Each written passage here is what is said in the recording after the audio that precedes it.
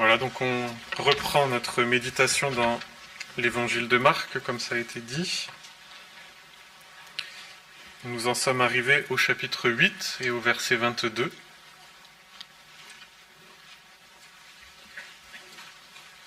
Donc Marc, chapitre 8,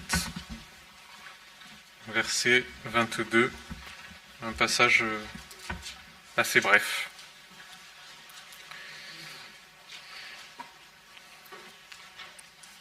Ils allèrent ensuite à Bethsaïda.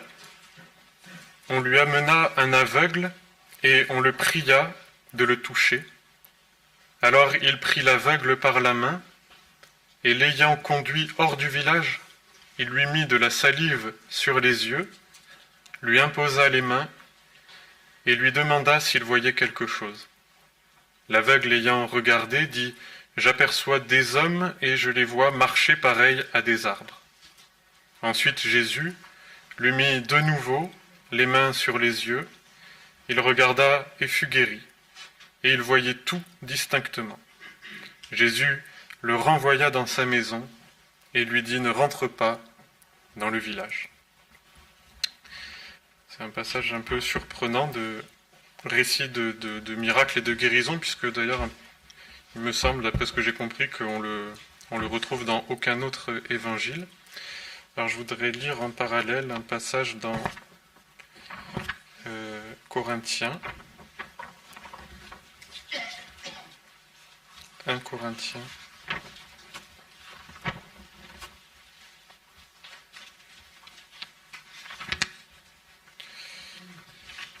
Alors que je retrouve mon passage.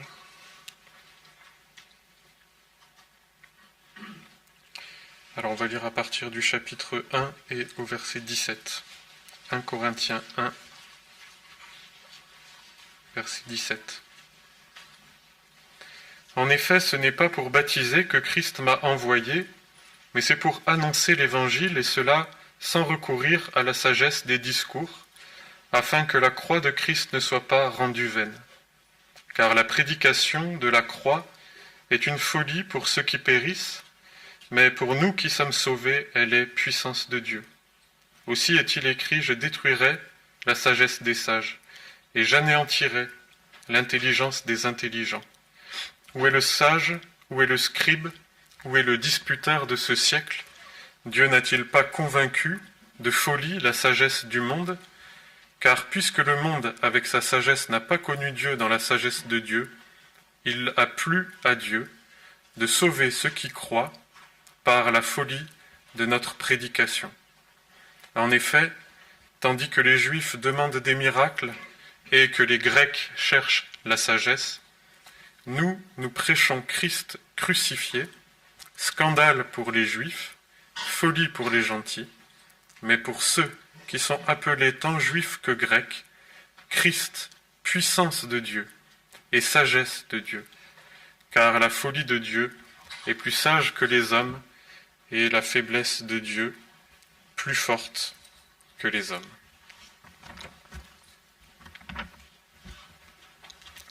Donc, cette guérison d'un aveugle qui est amené à Jésus par la foule se passe en deux temps.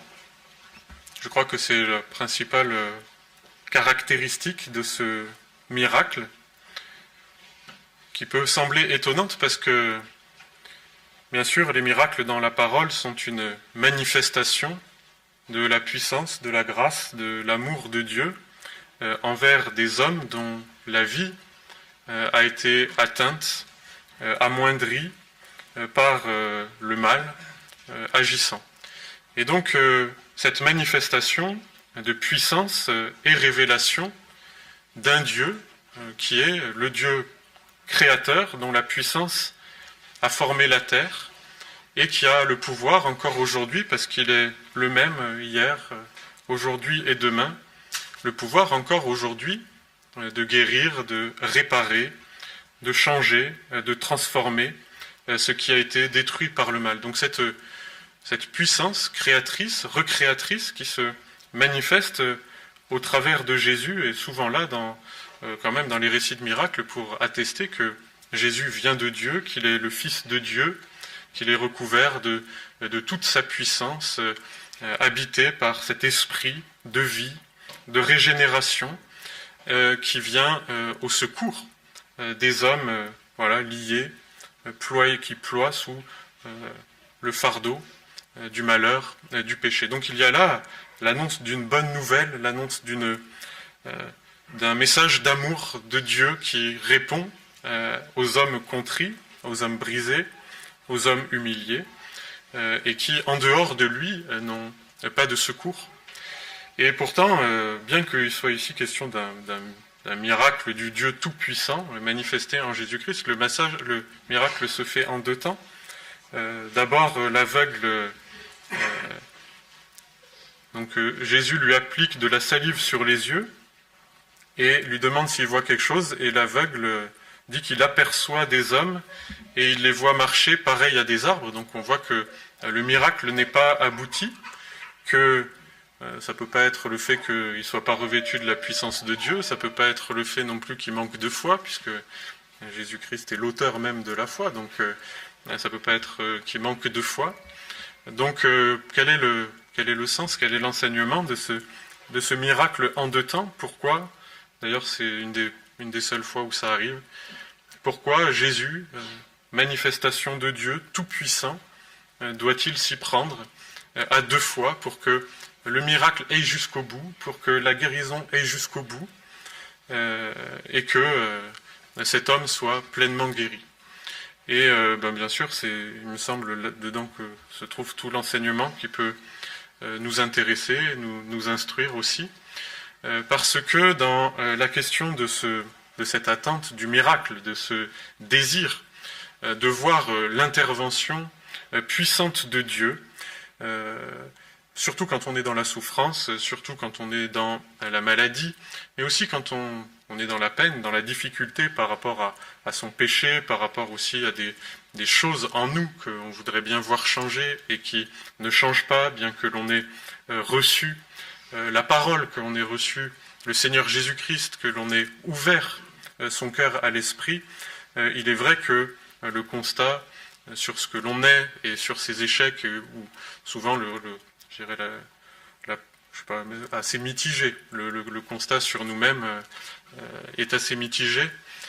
Et on voit ici, je trouve que l'enseignement principal, c'est vraiment que dans sa grâce, le Seigneur n'agit pas comme on le voudrait nous, mais en fonction d'un but qu'il poursuit, lui, dans sa sagesse, dans sa grâce, dans sa bonté.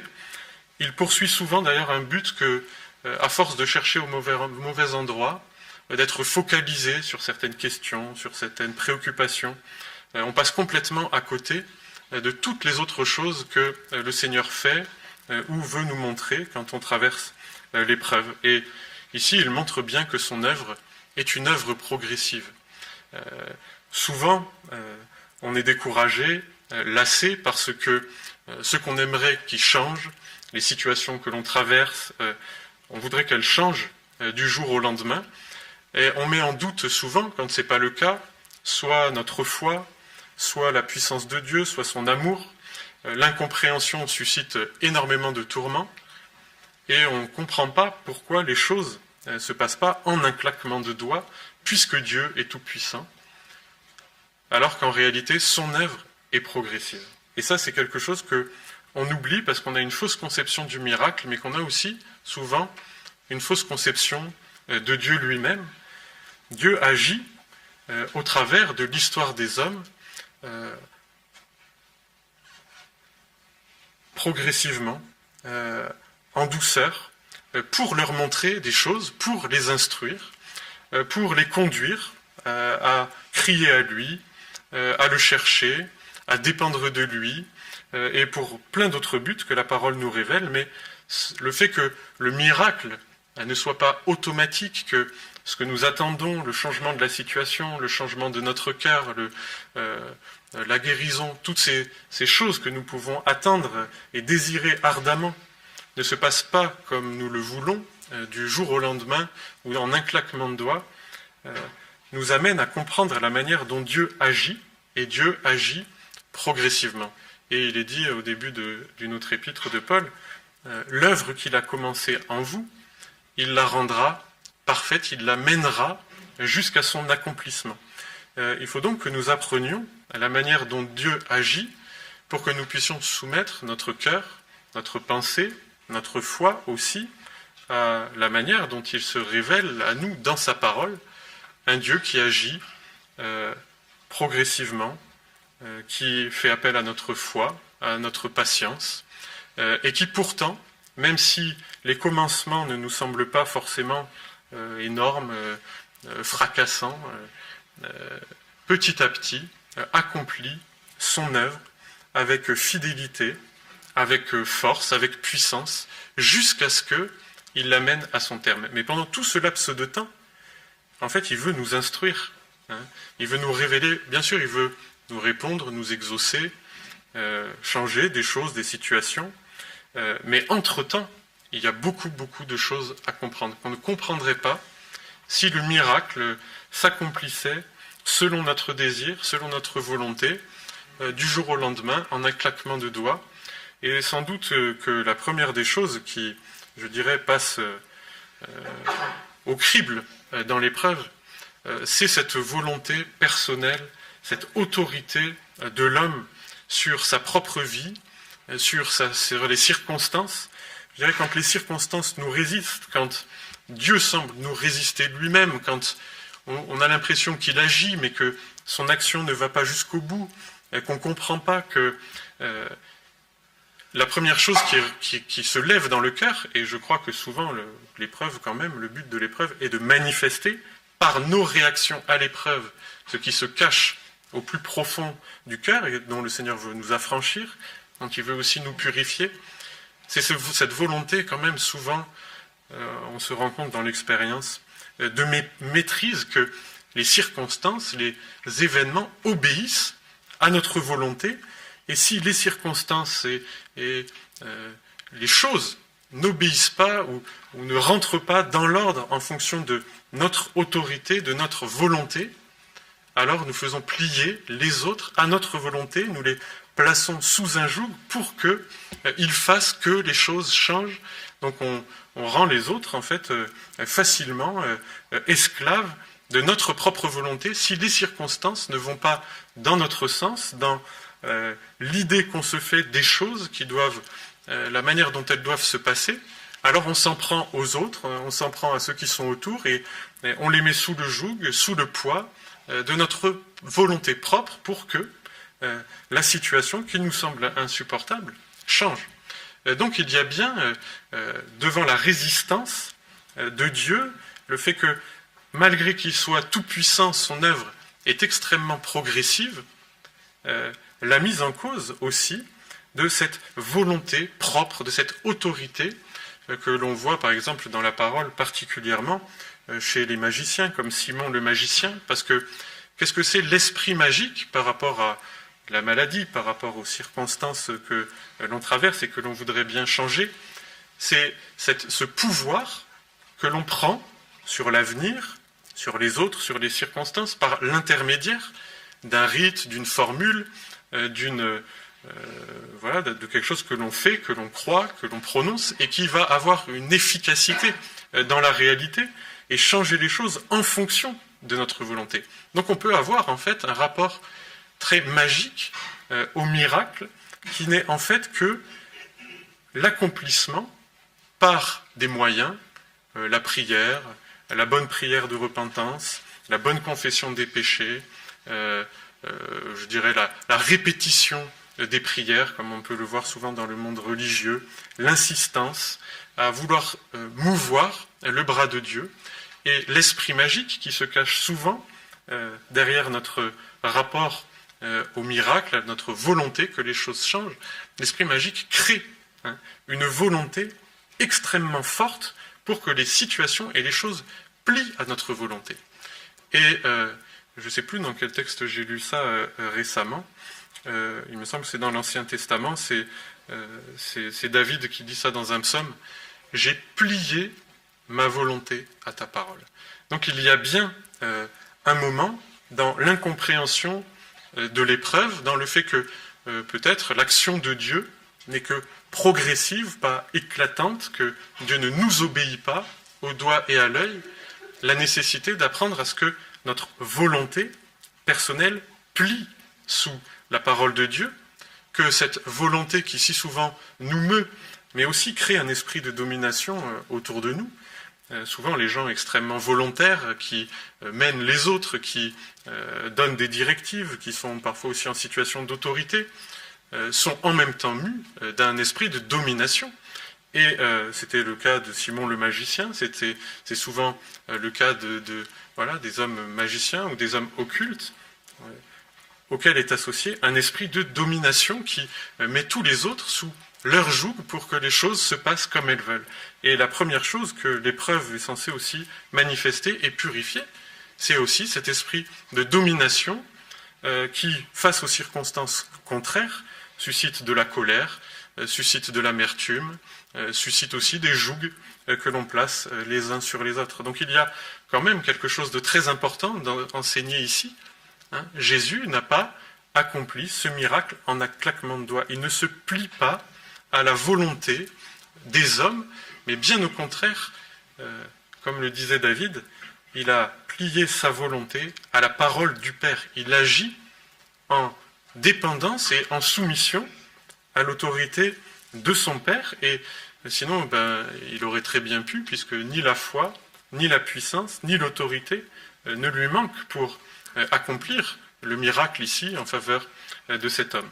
Et au travers de cela, c'est bien toute une manière de réfléchir, toute une manière de penser le miracle, de penser l'épreuve, de réfléchir à la manière dont Dieu agit, qui est combattu et qui est détruit. Pourquoi ? Parce qu'il est dit, je suis venu détruire la sagesse des sages. Les Juifs cherchent les miracles, les sages cherchent des explications, ils cherchent à rationaliser, à donner des explications, tant bien que mal, de toutes les situations. Il faut qu'il y ait des causes, il faut qu'il y ait des conséquences, il faut qu'il y ait des raisons aux effets. Et tout cela vole en éclats parce que le Seigneur est venu détruire ce marteau, ce rouleau compresseur de nos raisonnements dans l'épreuve, de notre volonté face aux circonstances, parce qu'il prêche Christ crucifié, puissance de vie pour quiconque croit. Donc nous, ce que nous attendons en général, c'est des explications, et s'il n'y a pas d'explication, il faut un miracle, et s'il n'y a pas de miracle, il faut des explications. Nous sommes des Grecs, nous sommes des Juifs, en attente de quelque chose, et nous ne voyons pas, ou ne voulons pas voir, nous ne voulons pas comprendre, que si Dieu nous résiste, et si il résiste, c'est peut-être aussi parce qu'il faut que l'œuvre de la croix s'accomplisse dans nos cœurs, dans nos raisonnements, dans notre esprit de domination, et que nous venions à plier notre volonté à la parole même de Dieu. Et cette œuvre de la croix, qui est quand même la raison pour laquelle Jésus-Christ est venu, l'œuvre de la croix est une œuvre d'affranchissement. On la considère souvent sous son angle négatif du renoncement, renoncer à ses propres pensées, certes, renoncer à sa volonté personnelle, certes, mais affranchissement de la tyrannie de nos pensées, affranchissement aussi de la tyrannie de notre volonté sur notre propre vie et sur la vie des autres. Et cet affranchissement, c'est l'œuvre de la croix dans la mesure où nous l'acceptons quand le Seigneur ne répond pas forcément de la manière dont nous l'attendrions et dont nous le voudrions. Et cette œuvre de la croix, il me semble qu'elle est absolument nécessaire quand on veut servir le Seigneur. Quand on se rend compte que quand on vient pour servir le Seigneur, qu'on est saisi par son appel, que l'on désire peut-être de consacrer notre vie pour les frères, pour l'aimer, cette œuvre de la croix, elle est indispensable.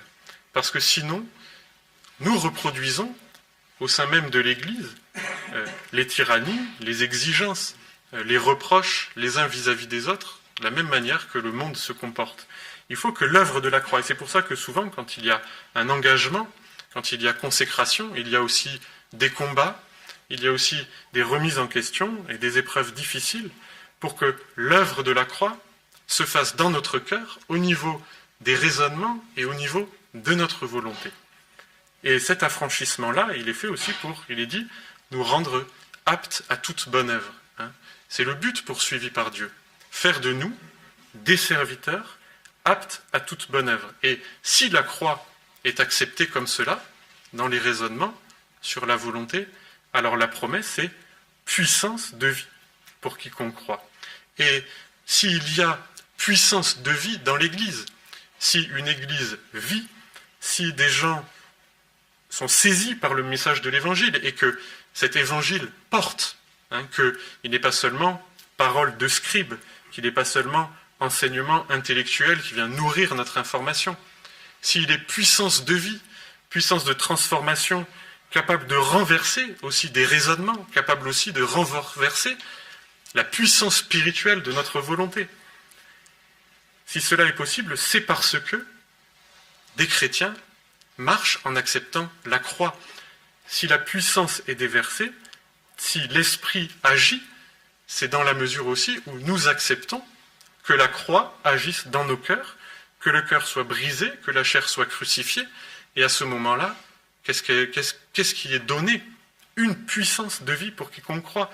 Et c'est ça qui va habiter le témoignage, c'est ça qui va faire que l'évangile porte, que le témoignage porte, que les paroles que l'on prononce ne sont pas seulement des paroles qu'on pourrait entendre dans n'importe quelle conférence, parce qu'elles placent devant le Dieu vivant et vrai, qu'elles replacent l'homme en conscience, devant son propre péché, ses propres exigences, sa propre domination, et que cela est renversé. Parce qu'il faut bien que ça aille jusque-là. Et l'œuvre de la croix, souvent, s'arrête, j'irai à ce moment-là. C'est le moment où nous fermons la porte à l'action de la parole, parce que c'est trop, parce que ça va trop loin, parce que c'est trop douloureux, et que le reniement de nous-mêmes que ça nous demande est quelque chose qui nous est insupportable, et que nous ne voulons pas accepter jusque-là. Et pourtant, c'est cela que le Seigneur veut faire pour que la vie soit déversée. La mort agit en nous pour que la vie agisse en vous. Et si un témoignage doit être porté, témoignage de vie, si la parole doit être annoncée avec toute la puissance de l'esprit, dans l'esprit, ce ne sera que s'il y a acceptation de l'œuvre de la croix dans le cœur, pour que la vie soit déversée. Mort d'un côté, vie de l'autre. Nécessité de l'application de la croix de Jésus-Christ à nos cœurs, à notre vie, d'un côté. Puissance de vie et de résurrection de l'autre, capable jusque d'aller renverser des raisonnements. Et quand on est confronté, comme c'est souvent mon cas dans mon travail, à des athées ou à des gens pris dans d'autres pensées, d'autres philosophies, d'autres raisonnements, et que l'on voit même, je dirais, dans notre propre vie et chez nos propres amis, des fois, la puissance des raisonnements qui ferment les yeux à ce que Dieu veut dire, qui ferment les yeux et les oreilles à ce que Dieu veut dire. C'est parfois terrifiant de voir à quel point on peut être enfermé dans sa conception des choses, de telle sorte qu'on vit l'épreuve, mais qu'on n'entend pas la voix de Dieu. Qu'on vit l'épreuve, mais que, tellement focalisé sur certaines choses, on ne voit pas où Dieu veut nous mener, et les autres choses qu'il veut nous montrer, parce que nous, dans notre tête, selon nos pensées, selon nos critères, selon nos principes, on doit aller dans telle direction. Et c'est vrai pour les chrétiens, c'est vrai pour les gens enfermés dans la puissance de l'incrédulité et de l'athéisme.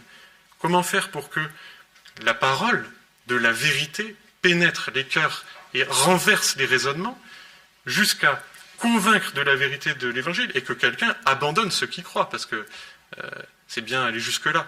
Abandonner ce qu'on croit, abandonner ce qu'on pense, pour recevoir une autre sagesse, qui paraît folle d'ailleurs, s'il n'y a pas la puissance de Dieu agissante au travers de la prédication de son évangile. Et ça ne marchera jamais s'il n'y a pas l'acceptation de l'œuvre de la croix jusqu'au fond du cœur, arrachement à soi-même, à ses pensées, à sa volonté, et à sa volonté de faire fléchir et les circonstances, et surtout les autres, à notre propre volonté. Et je crois que là-dedans, il y a vraiment un langage du Seigneur. Il s'est pris à 2 fois pour guérir un aveugle, lui qui était tout puissant, mais bien pour nous montrer quand même, je crois, qu'il déverse souverainement sa grâce de la manière dont il l'a choisi, dont il l'a décidé. Pour certains, ça s'est manifesté d'un coup, avec un grand miracle. Et puis pour d'autres, ça s'est manifesté, comme dirait Calvin, goutte par goutte. C'est-à-dire progressivement, petit à petit, parce que dans ce laps de temps, que de choses avons-nous à comprendre et que de choses le Seigneur ne veut-il pas nous révéler? Qu'il nous fasse la grâce pendant ce camp de pouvoir l'entendre et le comprendre et qu'il nous ouvre les yeux du cœur, puisque c'est bien de cela qu'il s'agit. Je vous invite à prier pour terminer.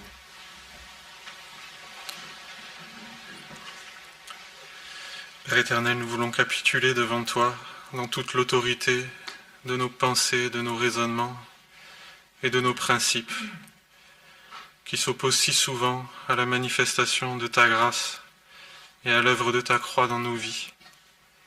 Seigneur, nous ne voulons pas nous opposer lorsque tu nous reprends et que tu nous brises au travers des circonstances et des épreuves que tu permets dans nos vies, mais bien plus plutôt plier notre cœur et notre volonté pour chercher ta face et dépendre de toi.